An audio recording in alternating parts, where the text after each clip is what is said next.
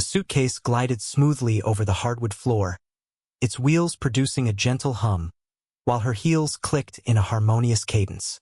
Clara radiated joy, her smile shining more brilliantly than I had witnessed in a long time. She set her bag down by the door, removed her coat with a casual flick, and glided into the living room as if she were floating on a cloud. "Hey there, darling," she crooned with a voice as smooth as honey. "I've missed you."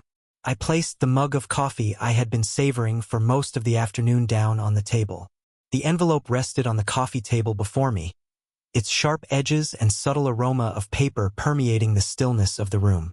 I cast a quick look her way, presenting a brief, tight smile. "Welcome home," I responded, my tone steady, perhaps overly steady. She bent slightly to press her lips against my cheek. I shifted ever so slightly, allowing her lips to brush against the atmosphere. A brief glimmer of emotion flitted across her features, perhaps confusion, but it vanished just as quickly. Clara excelled at concealing feelings she preferred to keep hidden from others. That was the way she had deceived me for such an extended period. "How was the trip?" I inquired, reclining into the couch. My tone remained calm and even, as if I were inquiring about the day's forecast. "Oh, it was wonderful," she exclaimed, her eyes gleaming with excitement, occupied, yet fulfilling. "It seems the client is quite pleased with our presentation." "That's fantastic," I responded. She began to sift through her purse, extracting her phone, a lipstick, and the familiar assortment of items she typically had on hand. At that moment, her eyes fell upon the envelope. Her movements came to a halt. Her eyes narrowed just a fraction, the sparkle fading ever so slightly. "What is that?" she inquired. I suggested you take a look at it, pointing in its direction. "Proceed."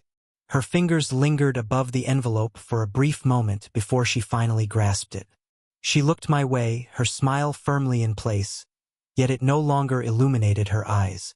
With a delicate motion, she unsealed the envelope and revealed the meticulously folded pages contained within. Her gaze moved over the first line, then the next, and I observed as the hue faded from her complexion. "What is this all about?" she murmured softly. I draped one leg over the other, letting my arm lounge along the back of the couch. "It's a record of your text messages I mentioned with Greg."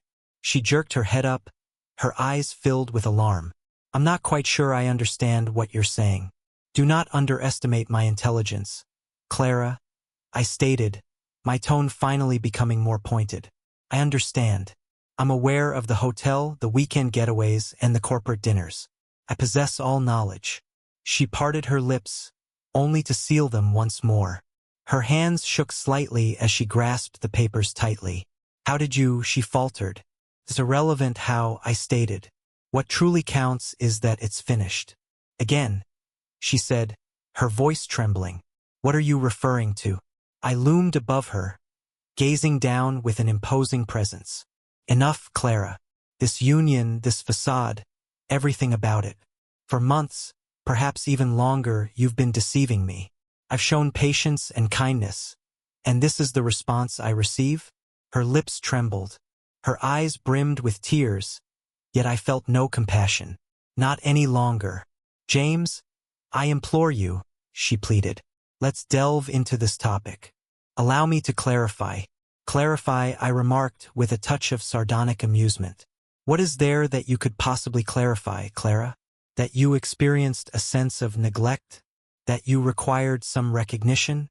Very well, but you opted for treachery. Now you will confront the repercussions."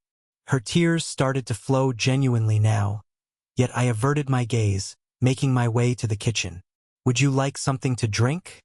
I inquired, glancing back. "Could be essential." She remained silent. She remained frozen, grasping the papers tightly, her breath catching in quiet sobs. I filled a glass with whiskey, relishing the warmth as it coursed down my throat. Clara remained fixed in place when I came back to the living room.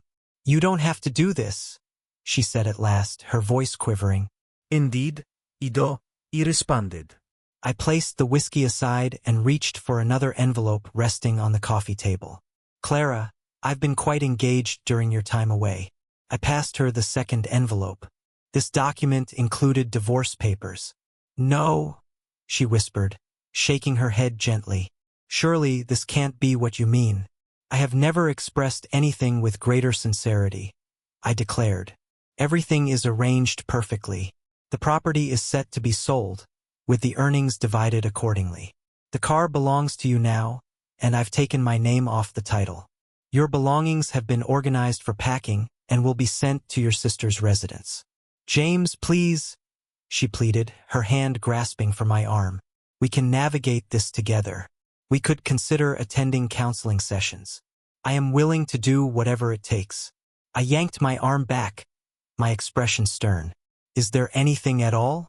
There was a moment for everything, and it was before you chose to separate us. I've reached my limit, Clara. I won't be swayed by your tactics any longer.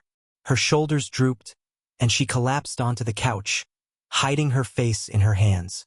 A wave of emotion washed over me, perhaps a sense of loss for what we used to share, or perhaps just the sweet release of newfound freedom. Regardless of the circumstances, I remained steadfast. A moving truck is parked outside, I mentioned.